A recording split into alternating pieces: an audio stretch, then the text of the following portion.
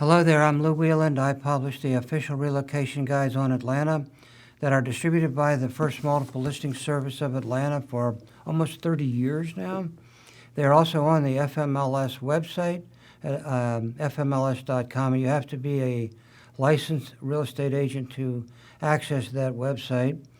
However, they're also on my website, atlantacommunityprofiles.com. The magazines are also in the real estate brokerage firms for distribution to their clients, residential and commercial. And there's the FMLS website. I think we have the password since I'm a member, and we could show you what it looks like. But I'm also a realtor with KW Commercial, and my website for that is louwheeland.com. And right now I'm in the market. I have investors that are trying to find a car wash, a hotel, an apartment building, and service stations. And so if you are aware of any of those for sale, please let me know. Basically, every week we interview community leaders, and it's my pleasure to welcome back Callie Boatright, who's Chief Executive Officer of the Greater North Fulton Chamber of Commerce. Welcome to the show, Callie. It's awesome to have you on the show. Again, it's been I think the last year, or maybe we did one, but sure nice to have you back on the show. And Thanks, Lou. well, a lot has happened since you were on the show. And first of all, why don't you just go ahead and define the Greater North Fulton Chamber of Commerce from just a macro standpoint. Happy to do it. So the Greater North Fulton Chamber is the only regional chamber in North Fulton, Georgia. North Fulton encompasses 6 cities. We have Alpharetta, Johns Creek, Mountain Park, Milton, Sandy Springs, and Roswell. And so that's six city region is what makes up Greater North Fulton. Okay. So the Chamber of Commerce, what is the purpose of what is your main kind of your big why, you might say? What do we do? So chambers of commerce are different in every community. It just depends on what the makeup of that community. And of course, here in the Golden Corridor, where we have numerous technology, healthcare, business services that are in business in this area, our chamber really focuses on the opportunity for businesses to be successful. So we want to ensure that our businesses are successful in whatever environment, which current environment obviously is a unique one, but we work with our businesses to make sure that they're trained appropriately, to make sure that they get what they need in the information department to be able to be successful. And then we help them to network and market in our community so that they can increase sales and grow and prosper. How many members are in the chamber at this stage? I know, did we pick up or lose members during COVID? So we have about 1,200 members. We stayed right about the same. During COVID, the chamber was actively engaged in reaching out individually to each of its members to make sure that they had what they needed at that time. We actually went ahead and made sure that our benefits were available to every business in North Fulton at that time, because a lot of what we were doing was communicating what was best of class for what was coming out with the pandemic, and we wanted that information to get out to everyone. So at that juncture, we were doing that for all businesses in North Fulton and offering all of those services. To your question about whether we grew during the last year, if you will, we've stayed essentially about the same. And I think that's due in large part to the fact that our North Fulton region really weathered the storm very well. Great. Well, that's attributable to great leadership, I'm sure. I think it's probably attributable to the tenacity of our business owners, but we appreciate the fact that, we work hard to make sure that the businesses have what they need. And I think that particularly during a pandemic, being seen as the most credible source of information during any emergency like this is really important. Can you talk about that workforce, with the workforce task force? Tell us a little bit about that and how that helps members and other residents and businesses in the area. Sure, of course. Well, during the summer of 2020, we came back in the office. In May, we were out for about 5 weeks during the emergency that the governor called. When we got back in, one of the things that we decided was the most important thing for us to do was to really pull away from what our everyday strategic plan was and focus on task force groups to really get to the information that needed to get out to our members. So some of those task forces included advocacy and liability issues, small business and entrepreneur startups, because of course we had business folks who maybe were getting retirement packages a little earlier than they anticipated and had this great entrepreneurial idea. Lots of folks turned their side hustles into businesses at that time. So we wanted to create an opportunity for mentoring and for professional services for those businesses. We also focused on cash flow and liability, or excuse me, cash flow and liquidity, because so many of the PPP and EIDL loans were coming out at such a rapid pace. We wanted to work with our bankers to make sure that that information was flowing correctly to our members. Our last task force group was the workforce group. And in that group, a number of the pieces that were coming out during that time had to do with the funds that were going to folks during the pandemic as extra funds for businesses that were shut down, like restaurants. A lot of the restaurateurs were unable to work and open during that time, for instance.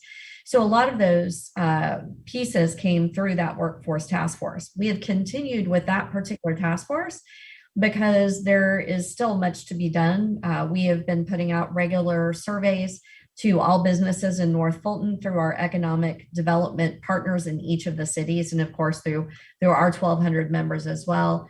Collaboration during this time has really been key to getting good feedback and good information from businesses. And we're lucky to work with the best economic development folks ever here in North Fulton. So currently we've got a survey out that's assessing what is happening at our businesses. We know that there are folks, they need more people, more employees. And so we're trying to assess what that looks like specifically in our footprint. Just shifting a little bit, we have a lot of different areas of business to discuss, but the critical one, of course, is schools. Give us a kind of a macro peek into that aspect of your life and the Chamber's life. Sure, absolutely. Well, the Fulton County school system is a big part of obviously our region and a great partner of the Chamber. We've got a school board member on our board of directors, and the superintendent of schools is actually coming onto our board next year, starting in January 1. So we feel very strongly that alliance and that collaboration is hugely important for the business community. So schools are back in session. They went back in session 2 weeks ago and have successfully done that. The school system has made it very clear that their first intention is to keep people in person. When they started, the directive was that if COVID cases within each specific community went above a certain metric, that they would be in masks. And at this time, to the best of my knowledge, all schools in North Fulton are requiring masks due to that marker. And that's just due to the level of COVID cases within Fulton County. So schools are back in person. If there is an issue with a specific group, the intention is that only that specific group would be closed down. So if a specific class had a breakout, it wouldn't close down an entire school. It would only close down that class.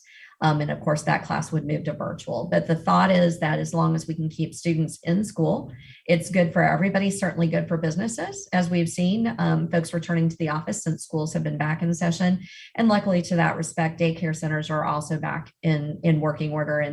And so that itself has really alleviated some of the issues within the employment sector as far as getting people back to work.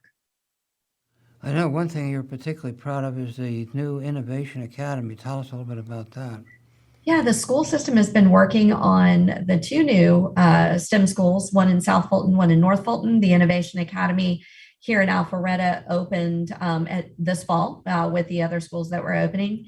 They're actually conducting their ribbon cutting right now while you and I are doing our radio show, so I'm not able to be there. But the Innovation Academy has really been a partnership between us as a lead in the business community, and of course, the school system and the post-secondary school systems, who also have had a very important role in all of that. We're helping them to secure corporate partners, certainly board members as they move forward. But that STEM school is really focused in the areas of importance in our North Fulton footprint, which I discussed. Healthcare, of course, being very important, technology, also a big important area. And then that engineering sector, also in that science and technology area, is a big piece. But it's a little bit different. Hands-on high school, where students will have an opportunity to work on projects alongside business leaders who come from this community. There is a lot of thinking that as they're working on projects that are important to our community, that it will drive them to want to come back to our community, which of course is a big point of focus for the Chamber of Commerce, as we want to make sure that we're getting plenty of new workforce up into the North Fulton area to be able to feed those technology and healthcare companies. Give us a picture of the overall jobs, unemployment, and the area in our service area in North Fulton versus maybe outside the area, just as for comparison purposes.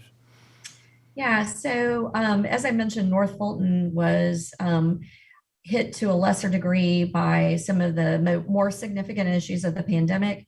I don't want to, I want to make sure that everybody understands we still had, of course, businesses that closed during that time period, but we also had a number of businesses open during that time period. So it's been a very interesting project to watch as some businesses have come in and some have gone out. Of course, the national job report just came out. I'm sure, Lou, you're looking at that as you're working with commercial real estate as well. But it did show that the national unemployment rate in July did come down just 0.5% to 5.4%. In North Fulton, we are lower than that. Our unemployment rate has maintained a lower point than the national average for years, and certainly than the state average as well, which is part of the reason the Chamber is so focused on making sure that we've got a workforce pipeline into this area, because that means that there's not a lot of unemployed individuals out there.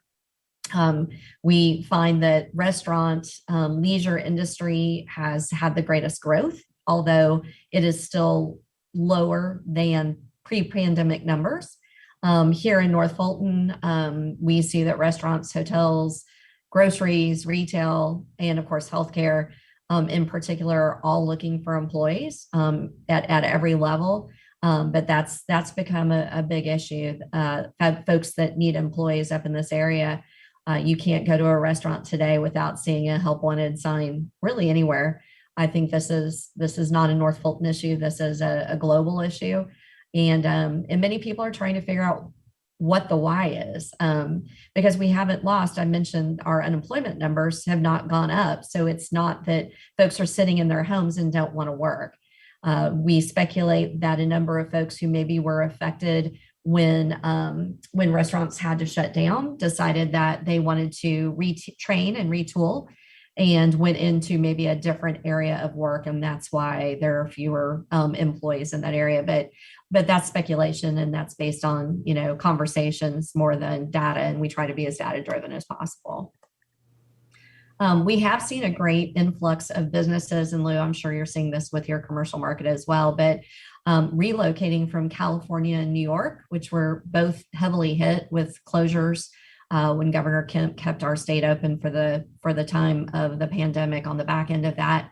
And so we're seeing a number of not just residential movement, but also commercial movement, people moving their businesses into Georgia, primarily in the Atlanta region. We're also seeing here in North Fulton a number of businesses relocating from Buckhead and downtown. And we feel like a lot of that may be due to the fact that folks who were in high rises and maybe a lot of people in a large space having to use elevators are going back to sort of the hub and spoke model, where they will have offices within different territories with smaller groups of people working together. We also know that some of those high density offices are asking for more space, not less space, so that they can separate folks a little more during that time. And so we're seeing that growth up in this market for sure. As you know, the metro area wide, the amount of sublease office space is at an all-time high, but apparently that does not seem to affect most of the service area of the North Fulton Chamber of Commerce. We have not seen that. Certainly there are subleases available just as there always are, but interestingly, we're seeing a lot of new office space open in this area. I sit in my office on Haynesbridge Road. There are two new office structures, actually large business structures coming in on Haynesbridge. There are two more coming in on Old Milton. So the growth of office space has really ramped up, and the percent of offices that are in fact occupied are also very high. So again, in that North Fulton market, we've been blessed by the fact that what's occurred here looks a little different. But certainly with all the new office space coming up, it hasn't been affected by a sublease market. Well, another key ingredient in the overall success of the area is traffic and how well managed the traffic growth has been. Tell us a little bit about that and how that's impacted businesses and residents in your service area. It's interesting. The traffic patterns are what changed during the pandemic time. If you look at the amount of traffic on the roads, it really didn't go down. What happened is it was spread out during the day. So individuals who were able to work remotely were taking some of the errands that they would normally do before or after work or on weekends and spreading those out throughout the day with a little more flexibility. And so what we saw with traffic patterns was that it wasn't that there was a declining amount of people on the road. It was that the number of people on the road were just spread out over a time period, which of course was good for those of us who are in regular commute patterns going in and out from the office.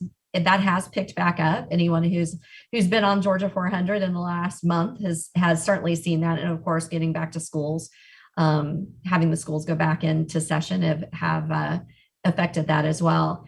Anybody who has traveled on 285 or 400 has seen the great work that's being done on 285 and 400. It is painful at times. We appreciate that and understand that, but that's all part of the process of getting to the next phase where we can navigate that intersection safely. I would love to be the bearer of good news and say that it's going to get better quickly, but the truth of the matter is, starting after Labor Day, so next week, there are going to be lane closures on 285 in either direction because there are bridges that have to be replaced. And in order to do that safely, the only way to do it is to shut down some lanes so that if there were any debris that were to fall, no one would be affected by that. So there will be lane closures in either direction, replacing bridges over the next 10 months. As far as I can tell from the information that we get from one of our other partners with the Department of Transportation, I would encourage anyone who's going to be on 285 and in that area over after Labor Day to go on the DOT website before they make their way up to that area. It may be a little different from a time perspective than they're used to. Here on Georgia 400, of course, the 400 corridor, the Golden Corridor, we continue to see the traffic sort of come back up, not to pre-pandemic levels, but certainly has gotten a little bit busier. Lou, you may remember that we were expecting bus rapid transit and additional lanes, as you mentioned, on Georgia 400. That is all still happening. It has been delayed somewhat on the front end because the DOT is looking at some funding mechanisms that may be good for this area, which is great because we want to be smart as we go into expanding in this area. But those changes that were planned continue. They just on the front end have a little bit of a delay. So just skipping back to the chamber itself, what are some of the activities and projects underway at the chamber lately? And also, let me just give you an opportunity to plug the chamber, why people can benefit or how people can benefit by becoming a member. So the chamber has been going strong. It's been a very busy season, if you will, for the chamber as we provide not less information, but more information during this interesting time that all of the businesses are going through. And certainly those of us who are residents are looking for information as well. Chamber has an interesting balance between economic development and community development, and those two importantly work together. So we have to be very careful to make sure that we're also giving good information to our residents as well. Two of the things that are upcoming relate directly to what we were just talking about. We have a transportation SPLOST and an education SPLOST, which will both be up for vote in the November elections. The Chamber works with both the educators and with the Department of Transportation to be able to educate folks about the importance of the funds that are provided to do this. Of course, with a special purpose sales tax, the great news is that it's not just folks from this region who are helping to pay for that. It's folks who pay sales tax in this region. And because we're in a region that is blessed with amazing shopping, retail, restaurants, and a great venue for music. And we're glad that Amerisbank Amphitheater is back open and live music is alive and going well. And of course, that impacts our hotels and our restaurants as well. So anybody traveling into this area and paying sales tax also helps support that. So we're going to begin that work this fall to make sure that we're advocating for both the education and transportation SPLOST. As you know, the Chamber is an advocate for business. The advocacy is a big piece of what we do. We're working to, we've got about 35 leaders going to Washington, D.C. at the end of September, where we will be meeting with our congressional leaders to talk about what's important to this region. And that's how this region is seeing more than its fair share of influx in transportation dollars to be able to make improvements. Is in particular, those infrastructure improvements have come about because of our relationship on the congressional level. So we're working on that as far as upcoming events.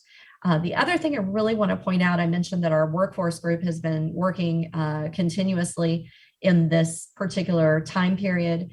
One of the things that has come out of that is our northfultonjobs.com website. That website allows businesses in North Fulton to post any opportunities for employment.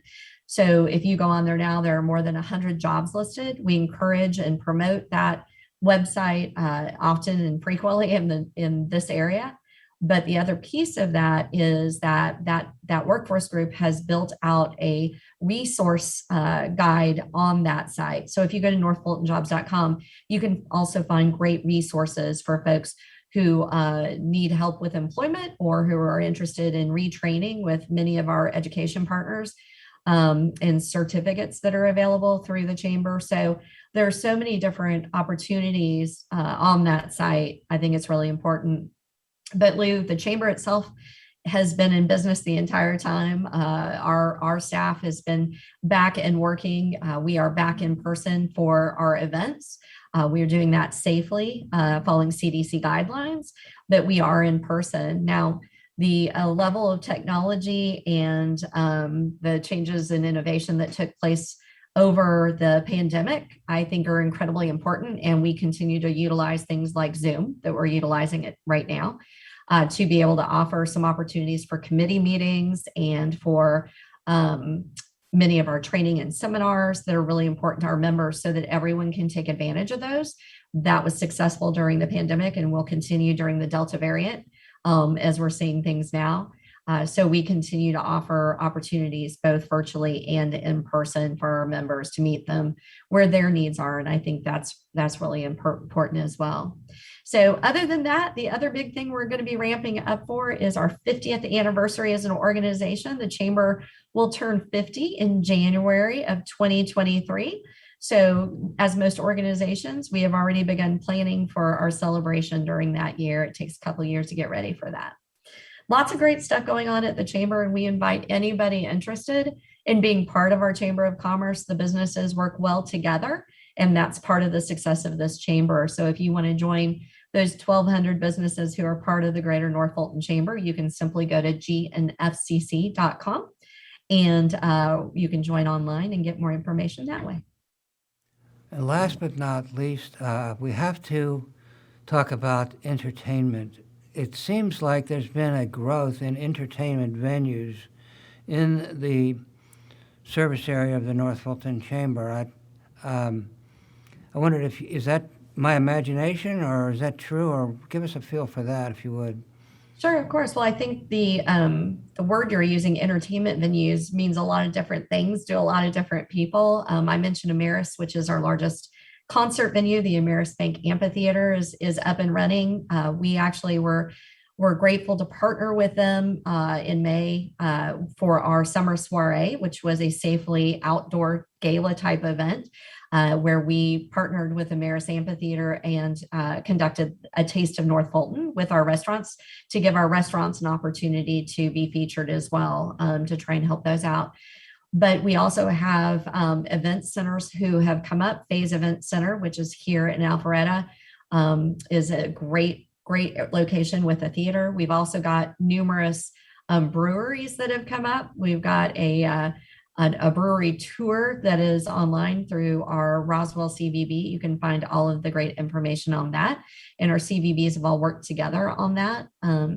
But there are all kinds of entertainment venues coming up in Milton. You've got the new Crabapple District with a great amphitheater and outdoor grass area. Certainly in Sandy Springs, City Springs, all of their concerts and theater applications are running through City Springs, which is just a beautiful, beautiful facility if you have not had an opportunity to be there. So yeah, I think you're correct that North Fulton probably has more than its fair share of entertainment venues. And so we continue to draw people to this area, which is an important part of community development. You have a lot of golf courses. We do indeed. We continue to have In fact, great golf White courses. Columns, and I play there, and the Manor, and Atlanta National, and some of the great golf courses. I know there are others too in that service area. There are so many. You're exactly right. And we will be at the Manor in October for our Chamber Golf Tournament, which is nearly sold out already here. So it's definitely, the outdoor activities are still highly coveted by all of our businesses who, whether they're in person or still virtual, we have a lot of our small and medium-sized businesses who are back in the office, which is great. And getting us back to what, we see as what normal looks like. Some of our enterprise level office buildings or offices that are larger in nature and have to bring more people back together are really being safety conscious. We're hearing some of those are pushing back even from September 1st and October 1st openings to January 1 openings. So certainly we want to keep everyone safe, but we want to keep business running. And that's, as a Chamber of Commerce, the focus on that economic development piece is incredibly important. Well, thank you, Callie. Callie Boatright, Chief Executive Officer of the Greater North Fulton Chamber of Commerce. Thank you for all that you do to contribute to our community. And if people would like to join, what would be the avenue? Just go to tell us how they would. Sure, of course. Connect. The Chamber website is the best way to join, and you have all the information that you need there on all the things I've just discussed, but certainly more about membership in the Chamber as well. If you go to gnfcc.com, that's Greater North Fulton Chamber of Commerce, gnfcc.com, you will find on the front page a Join Now button, and it'll take you right to where you need to be. Great to have you on the show again, and appreciate all your tremendous work that you've done and are continuing to do. And also, I'd like to thank Donna Davis of Pro Video Talent, who produced this program. Thank you very much, and have a nice day. Thank you.